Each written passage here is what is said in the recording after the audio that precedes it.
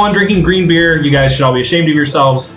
But Katie has the history of this holiday, which I admittedly don't really know. I think it's about people getting drunk. Well, that's what a lot of people think, PJ. Right.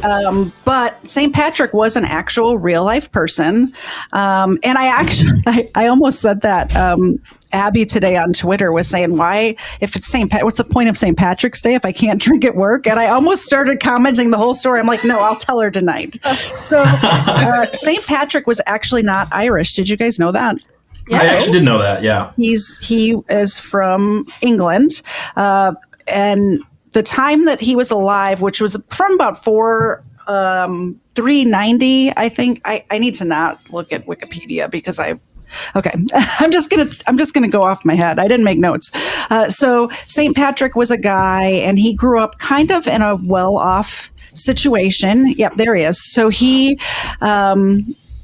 was a farmer's son, and he lived on a farm, and he was a little well off. He had servants and things like that. And at the age of 16, the really dirty Irish pagans came and kidnapped him and stole him away to Ireland and made him a slave. So from the time he was about 16 until the time he was around 21 to 23. Now, keep in mind, this was a very long time ago, so the dates are just all about like estimates. He did have some writings of his own. It's called, I highly suggest it for everyone. It's called St. Patrick's Confession that he wrote right at the end of his life.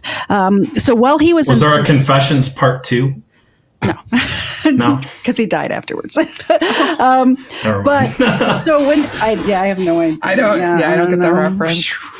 Isn't it like Usher or something? I don't know. It doesn't matter. Okay, go ahead.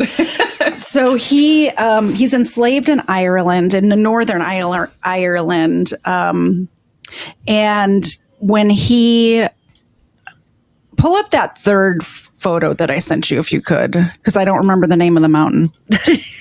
Yep. No, it's all good. Yeah. Mount Slemish, Ireland. So I put together this little photo, and man, that's really small writing I put on there. Let me see if I can zoom up on it a little bit for you.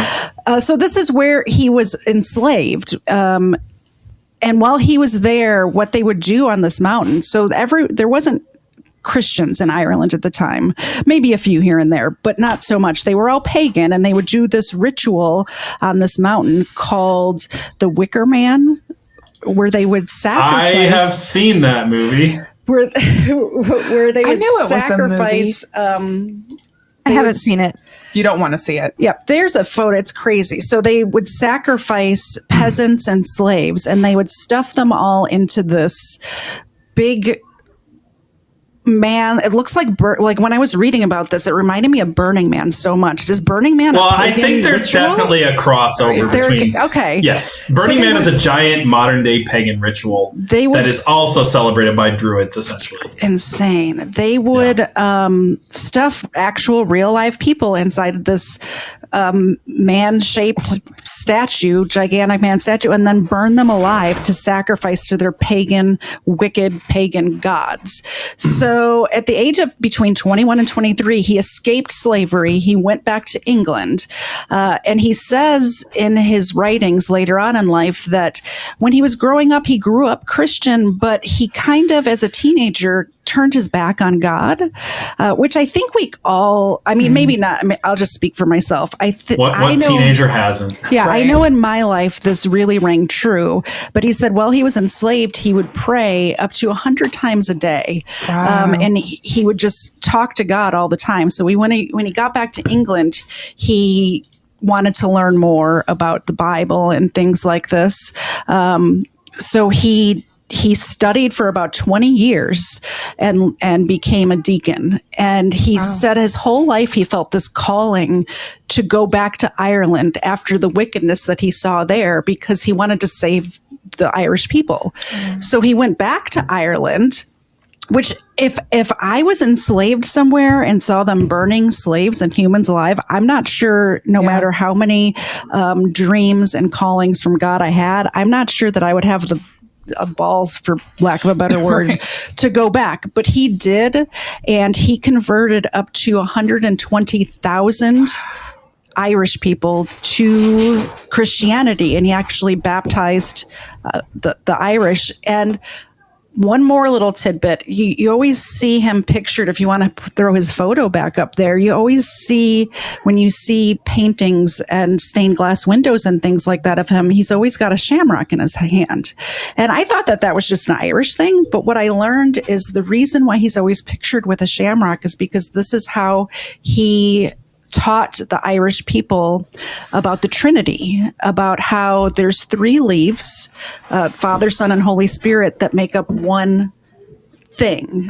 So that's why he always has that shamrock in his hand, is because that's how he taught people about the Holy Trinity, which I thought was kind of cool. I know. That is it so actually, great. I struggled to understand the Trinity. It didn't click in my head for a really long time. And I think if somebody would have explained it to me that way, it may have clicked a little bit easier. So I think that's awesome. So that's interesting. We talk about like numbers and numerology and things like that a lot with Conspiracy Build. And it makes me think, like, how the 4-leaf clover is supposed to be the lucky one. Is that in some way like a return to like pagan roots? Because it makes me think of the number 13, which you explained to us on the first dog pile, which is, the number 12, like the disciples with +1, making it kind of like unholy. I wonder if there's like some correlation there. I was thinking about that last night, actually. You have thoughts when you're laying in bed. I was thinking about the 4-leaf clover. And I'm wondering if maybe that's yourself with the Father, Son, and Holy Spirit, or it's a pagan, like, bad thing. It's either really good or really bad. I've never found a 4-leaf clover. I've looked, but I've never found one. But after I learned the story about St. Patrick, I don't feel the need to find a 4-leaf clover anymore, because the 3-leaf clover is perfect. Oh, yeah. I love that. I like that. One more little tiny tidbit that I learned while I was doing the research for this is that, how St. Patrick's Day is a big parade day, how like a lot of cities have big St. Patrick's Day parades. Well, the very first St. Patrick's Day parade was actually in the United States during the Revolutionary War. And what it was a bunch of Irish soldiers who were fighting with the British were walking from bar to bar. And it happened to be on March 17th, which is the day on record that St. Patrick died, which is that's why we drink on St. Patrick's Day. That's why we drink on St. Patrick's Day. So maybe there is a correlation, because the first parade, I can't remember if it was Boston or York. Even in the middle of a war, the Irish are Irish. They found the bars. The Irish are very Irish. They're very Irish. So, that was good, Katie. I appreciate that. Hopefully I did okay without notes. I thought it was great. That's just for my That's fantastic. Yeah, the chat seemed to really like it too. Yeah. You weren't supposed good. to tell them you didn't have notes. Oh. Well, She's just trying to impress them. She actually has extensive notes in front of her. She's like, it's just top of my head, guys. She's right here. I have no notes. But I really enjoyed the part that he kind of, I thought it was so relatable when I was learning about his story, how he grew up Christian and kind of turned his back on God. And then when times got tough, he really found God. And I think that happens for a lot of people that way. Yeah, absolutely.